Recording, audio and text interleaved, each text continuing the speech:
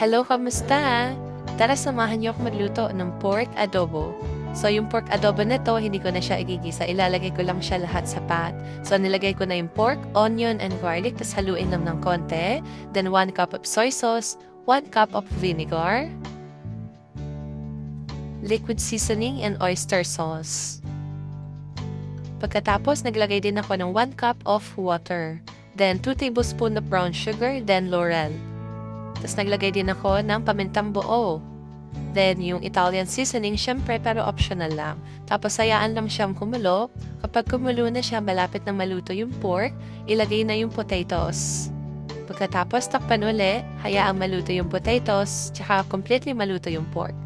Ayan na, luto na ang ating pork adobo. Diba, ang dali lang. Ang bilis lang yung maluto. Tapos, hindi mo na siya kailangang igisa-gisa. Pero, ang sarap niya.